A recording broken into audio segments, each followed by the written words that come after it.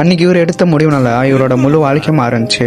So ஃபுல்லாக பாருங்கள். 30 days 30 குட்டி ஸ்டோரியில் இன்றைக்கி Day 5. இந்த மாதிரி யூஸ்ஃபுல்லான குட்டி ஸ்டோரிக்கு நம்ம சேனலை சப்ஸ்கிரைப் பண்ணி வச்சுக்கோங்க. 1981 ஒரு ஆண் குழந்தை பிறகுது. அந்த பையன் ஸ்கூல் படிக்கிறப்போ ஃபுட்பாலில் நல்லா கோல் கீப்பராக இருக்கான். அந்த ஸ்கூலில் இருந்த கிரிக்கெட் கோச் உனக்கு ஃபுட்பாலெல்லாம் வேண்டாம், கிரிக்கெட்டுக்கு விக்கெட் கீப்பிங் பண்ணுன்னு சொல்லி கூப்பிட்டுக்கிறாங்க. விக்கெட் கீப்பிங்க்கு மட்டுமே வர வச்சிருந்தாலும் இந்த பையன் பேட்டிங் எப்படி விளாடுறதுன்னு கற்றுக்கிறான். அதுக்கப்புறம் ஸ்கூல் லெவலில் நடந்த டோர்னமெண்ட்டில் வெறித்தனமான பர்ஃபார்மன்ஸை தரான். இவரோட பர்ஃபார்மன்ஸை பார்த்துட்டு பீகார் Under 19 டீமில் இவருக்கு இடம் கிடைக்குது. அங்கேயுமே தான் சிறந்த கிரிக்கெட் பிளேயர்னு நிரூபிக்கிறாரு. அடுத்த வருஷமே ரஞ்சி கோப்பையில் விளையாடி இந்தியா A டீமில் செலக்ட் ஆகுறாரு.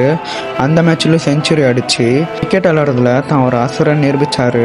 இதுக்கப்புறம் தான் குடும்ப கஷ்டத்தினால கிரிக்கெட் விளையாடாம ரயில்வேஸில் வேலைக்கு போகிறாரு. அந்த டைமில் தான் அவர் தான் வாழ்க்கை எப்படியோ போயிடுமான்னு யோசிக்கிறாரு.